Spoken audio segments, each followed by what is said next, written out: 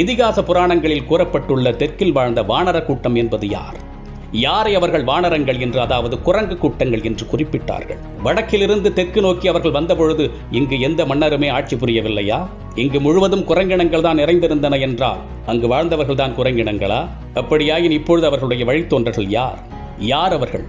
இதற்கு உங்கள் அறிவை கொண்டு விடை தேடுங்கள்.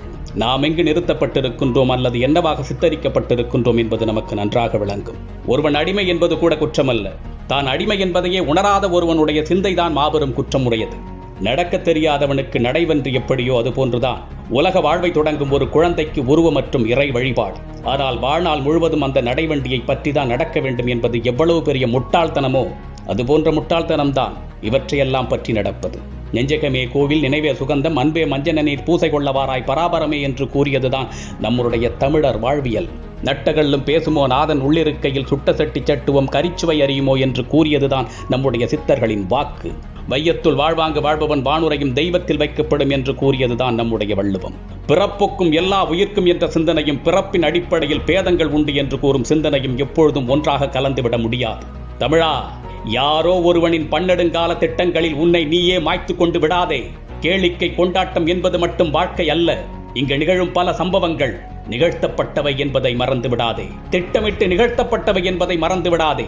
அவர்களின் திட்டமிடப்பட்ட வட்டங்களில் ஏதாவது ஒரு விதத்தில் நீ சிக்கிக் கொள்ள வைக்கப்படுகின்றாய். நீ சிக்கியது கூட தெரியாமலே அதை கொண்டாடி கொண்டும் இருக்கின்றாய்.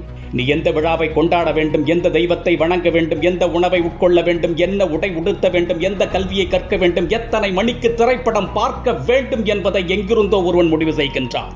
அது சரியா தவறா என்பதை கூட நீ யோசிக்காமல் வாழ்ந்து கொண்டிருக்கின்றாய். யோசி. அறிவு என்பது யோசிப்பதற்கு. பகுத்தறிவு என்பது வெறும் இறை மறுப்பு அல்ல. அது உன் அறிவை கொண்டு தெரிந்து தெளிவது.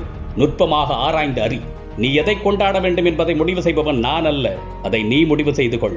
ஆனால் அதன் உள்ளிருக்கும் அரசியலை, சூழ்ச்சியை, பேராபத்தை புரிந்து கொண்டு உன் அறிவை கொண்டு விடை தேடி அதன் பிறகு அதை இருக்கப்படி.